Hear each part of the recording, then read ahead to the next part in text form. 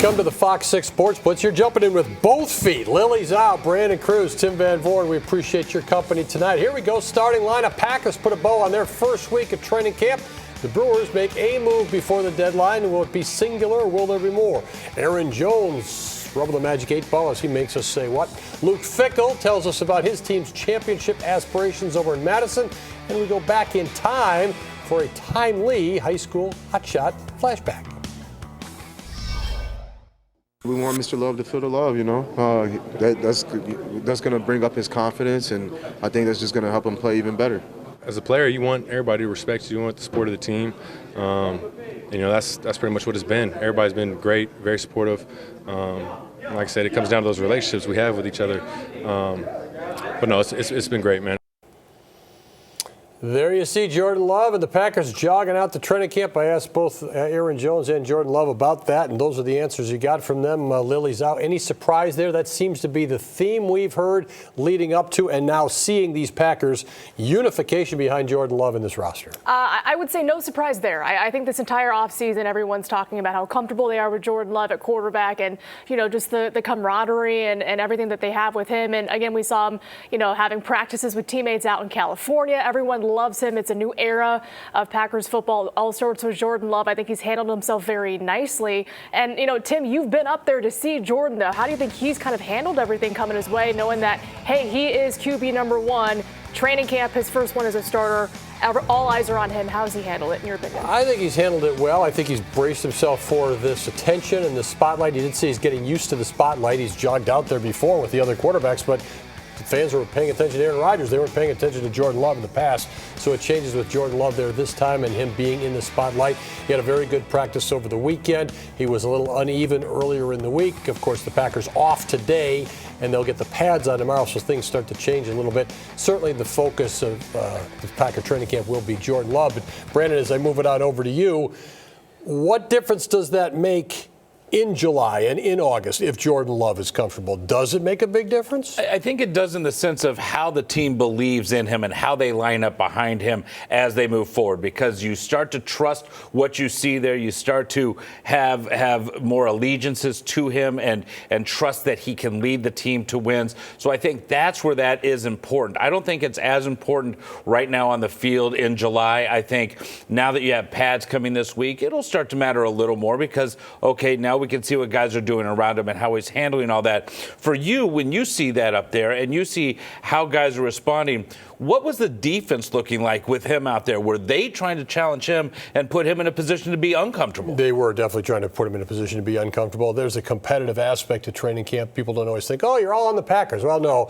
these guys are looking out for their individual success. A guy like Jair Alexander definitely almost baiting Jordan Love to try to throw toward him. Rasul Douglas is a guy who's very competitive, wants to mix it up a little bit in those situations. So, yeah, I definitely think the defense was trying to put it to Jordan Love, not let him feel comfortable, not let him get some inflated false sense of security by any means.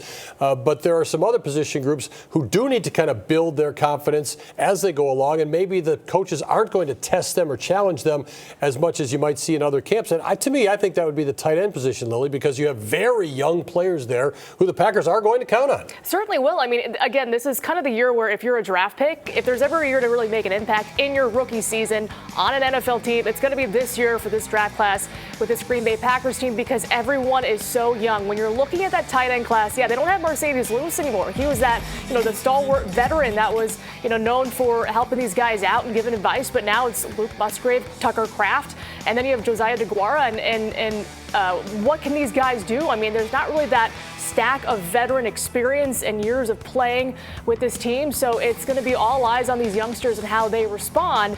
And I think there's going to be more added pressure for these guys, but like they said, hey, we're going to really not compare one another. We're going to say, hey, we're going to take this one day at a time and focus on ourselves and not say, hey, it's Tucker versus Luke, but we want to perform well ourselves. But Tim, when you're looking at some other positions that might be up for kind of grabs with this team, what kind of sticks out for you? Well, I think wide receiver, because that floats all boats. You're talking about the young tight ends there. In the offense, you're going to need some of these guys. We've talked about some of these names, so they're not brand new. But is it going to be Watson and Dobbs and Toure, or is somebody else going to push in there? Jaden Reed as a rookie. That's one of those spots that you might want to watch. And I think safety too, Brandon. I think that last line of defense this year on the Packers is going to be critical. They've been able to, I think, assemble a pretty good edge rushing group, particularly when Rashawn Gary comes back. The defensive line so far has looked kind of sprightly, but that back line is going to be a big change. You're depending on Darnell Savage and then whoever flanks out with him. And when you have that, you have to wonder, okay, how are guys responding to that pressure? Because you have some guys that have played in the NFL before that are competing for that. You also have younger players that don't have quite that experience. So, Tim, when you compare that, when you see guys that have some years of experience in the NFL going against guys that maybe this is their first, second, maybe third camp, what are your thoughts and what are you seeing out there out of that comparison? I think some of these guys need to play to their own personal potential. For instance, Darnell Savage, we're looking at him. He's very athletic. He's a very good communicator. He sat at his locker the first day of practice and talked to everybody who would come. People understand the story that he struggled, and now he's back there. You know what, though? If he misses tackles, Brandon, it's not really going to matter because that's going to get him off the field, and it's going to hurt the Packer defense in general. He has to be a more short-up player. That's all it comes down to here. Jonathan Owens, for instance, we can talk about some of these names. They have to simply do the job. I think that applies at kicker as well, Lily. You're talking about a position group of one so far, and Anders Carlson had one real rough day. He certainly did. I think, again, when you're so young and you're just that solitary guy in that position group, all eyes are going to be on you. And that's what happened the day at practice where you saw, hey, I don't know if he was nervous. I don't know what happened, but he did not look the best. But again, when you had Mason Crosby, the veteran who, Packers points leader, who was just known for his clutch abilities, when he leaves that position, it's who can replace him and do that thing well. And Anders Carlson certainly has a lot of pressure on him this season to say, hey, I can do that. But again, I know, get all your bumps out in training camp, work it out now, because what you don't want to have happen is to get that starting role in the fall and make mistakes. So I think maybe he needed that kind of growth in training camp. But again, there's still a couple more weeks left for him to get his leg under him, so to speak. So hopefully some better camps from Anders moving forward. He had 5 of 6 field goals the other day missed, so that's not what you're looking for. So we've talked about some positions. What do you think? It is halftime on the FOX6 Blitz, and so it's time for our Insta poll. You can scan the code there. You can go to fox6now.com. Which position group are you most unsure of this season? We'll throw them all up there for you, see where you want to go with it, and we will have your answer, a little bit later in the show. Certainly still looking. We have a handful of days left before the deadline. I would love to try to do what we can to continue to help the team.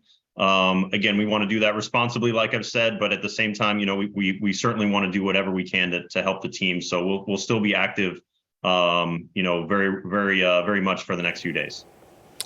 If you don't recognize him, that's Brewers general manager Matt Arnold. The Brewers and all of Major League Baseball closing in on the trade deadline, which is Tuesday afternoon, Milwaukee time. Brandon, the Brewers have added Carlos Santana. They still have opportunities to add elsewhere, will they?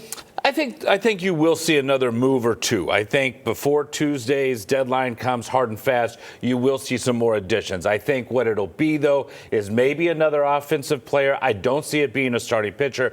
I do see them trying to maybe shore up somebody in the bullpen, especially when you lose Justin Wilson over the weekend, who was supposed to come in, and he had just come back from Tommy John, and then he injures himself again, goes on the injured list. So that, to me, is a spot they are looking to possibly fill as well. So if we're going to see something, that's most likely going to be another bat and maybe at a corner, even though, you see the corner coming in with Santana. I do see them looking for another bat, or possibly bringing in Mark Canha, another outfielder who's a veteran, who's done it all, both offensively and defensively, and he's kind of a leader. So, when they talk about all the different intangibles a guy brings, he has all of that, and to me would be a very good fit for the Brewers. Because you don't know if Sal Frelick is going to be your everyday right fielder right now. Canha could come in and take that job and really solidify that position as well. Whoever makes up the roster, you will need to lean on some folks down the stretch. You think this year probably in a divisional type race, and some veteran experience may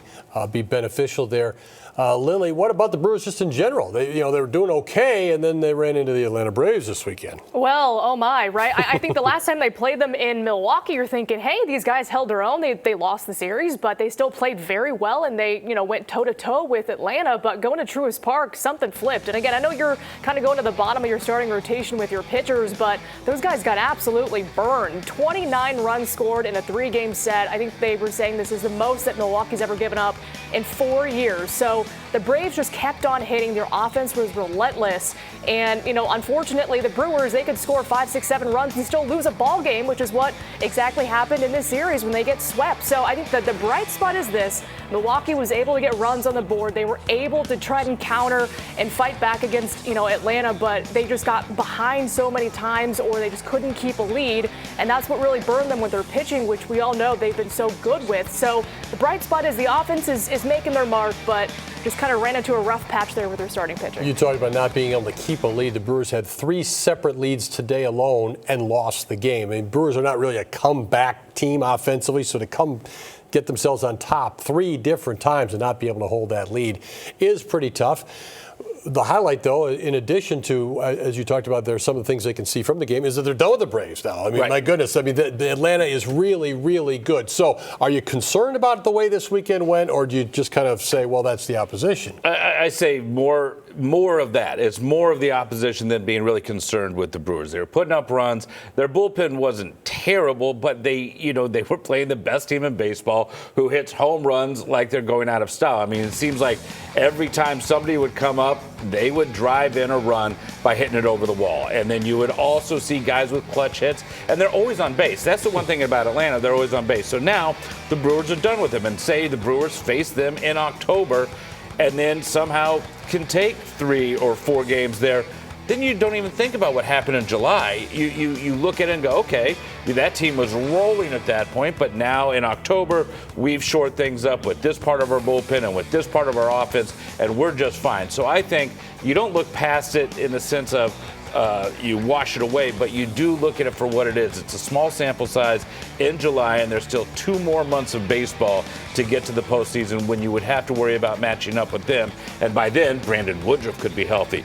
Wade Miley might be back, and your starting staff is really solid compared to what you had this weekend. We flashed the standings up there earlier. The Cardinals at the bottom, and now they're trading people away, so they're probably going to stay down there. But Lily, what do you make of the Cubs and the Reds and the Brewers at the top of this race? Well, I mean, there's really no room for error, right? You saw Milwaukee drop 3 games, and now they're back in second place with the Reds. They won 9-0 today to take that, or yesterday to win that, to take the lead there in the NL Central. But the Cubs, I mean, don't discount the Cubs. I think a lot of people thought they were kind of dead in the water. But again, it's such a long season. Now just 3.5 games back of Milwaukee. So Brewers kind of have to be cautious here because you can't keep dropping games, and it's not like it gets easier for Milwaukee per se. So, I mean, this is really a 3-team race, I would say, right now because, again, there's still so much season left. But again, there is little air for margin for Milwaukee if they want to win the NL Central. How about that? Talking about the Cubs, my goodness. The Bucks make a move this week off the court. They're bringing back Thanasis Antetokounmpo. No major surprise there. How about what happens on the court? This is, summer league. You're getting out there with your guys type stuff. But Marjon Beauchamp setting a record at Jamal Crawford's crossover Pro-Am League. That's out in the Pacific Northwest. 83 points in one game, Marjon. 83. Impressive. Leave it open. Impressive, that's the word. Yeah, we can use that. We're crossing over and coming back in a moment. I was telling everybody go home. You feel me? I was like, go home, man. Why y'all still here? That's a good question. I mean, give me a little, prep time for a question like that. It's a little cold for butterflies to be out right now. Okay. Yeah, it just ruined my night. His legs look bigger. And I'm like, how? How? His head's a little bit more bald, but I love it. I rub that thing for good luck. Can I rub yours?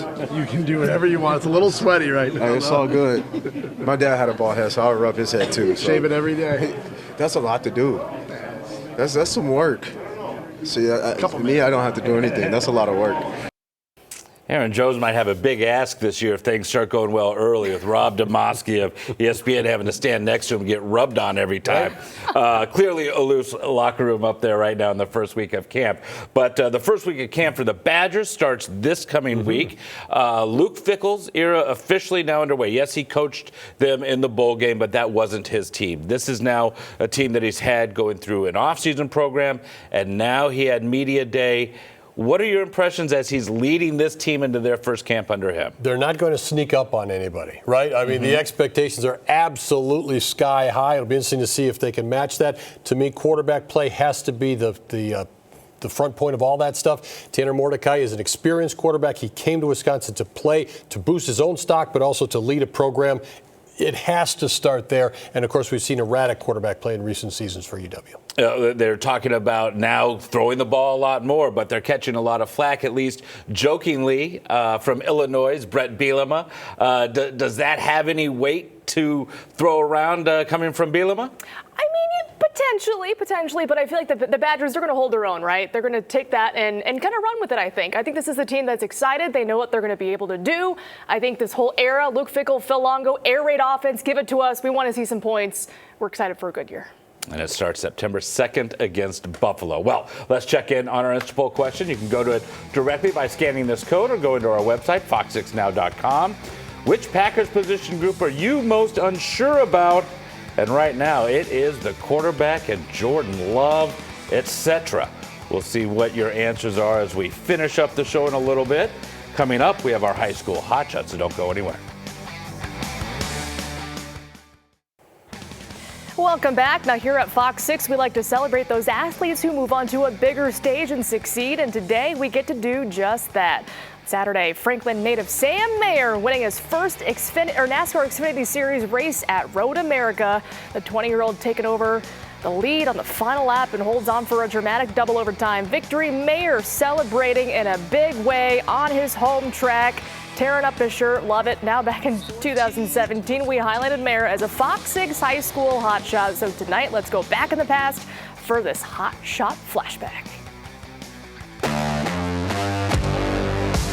My name is Sam Mayer, and I'm a freshman at Wisconsin Lutheran High School, and I'm a race car driver. I got started when my dad was up at Road America driving, and I just fell in love with the sport and had to start doing go-karts. I'm the youngest driver to win a NASCAR-sanctioned race in the late model. My family thinks that racing is really cool. My dad, he supports it 100%. My mom always gets nervous and yells at people that do bad things on the racetrack. And my sister, she's just there to have fun. Some of my dad's experience with racing IndyCar and been in the Indy 500, so he has a lot of experience with the racing. I do have some bragging rights in the family right now. I've won 16 out of 22, and that is almost twice as much as my dad's won, so that's pretty funny. The memory that pops into my head when I think of racing is when my team owner from Franklin Motorsports, his dog, tackled me on a race day, and I had to race 20 minutes after that. Being down south a lot has affected me by, like, I say y'all now a lot. I've noticed I have that southern slang, if you know what I mean. For breakfast, I'm starting to eat biscuits and gravy now. The feeling I get when I win is just like, oh my gosh, I just won. Like, what do I do? What do I do? All the craziness after you win a race, the people who want to interview you and your team owners like smacking you on the head and like patting you on the back because you did such a good job. I pretty much live two different lives, if you will. My school me is a lot more like energetic, I guess you can say, and my race me is more serious. Everyone thinks it's really fun and cool. They don't expect it from a little 13-year-old, I guess. Over the years, I've collected a lot of hardware. It's just that my mom only lets me keep first place because my room is getting really full. My name is Sam Mayer, and I'm a freshman at Wisconsin Lutheran High School, and I have been champion in the Legends Winter Heat Series. And I'm this week's Fox 6 High School Hotshot. Now back in the present with his win at Road America, Mayer now up to 6th in the Xfinity Series playoff standings. The top 12 qualify for the playoffs. Those begin on September 15th. Up next, a look at the week ahead. Keep it here. You are saying, hey, watch that defensive line on the Fox 6 Blitz Instapoll this season for the upcoming Packers season. The family night scrimmage, or practice if you will, is this Saturday night. And the Brewers, they head to Washington to play the Nationals before returning home Thursday to face the Pirates. That's a game you can see right here on Fox 6. And the trade deadline is Tuesday at 5 o'clock. The Brewers still possibly to make some moves. And don't forget the U.S. women. They're going to take on Portugal Tuesday, 2 a.m. right here on Fox 6. Now, if they win, they're going to play Saturday. If they lose, they'll play Sunday. Could you run us through all those contingencies again? I also have the times. Next week. Okay. We'll see y'all. Have a great one.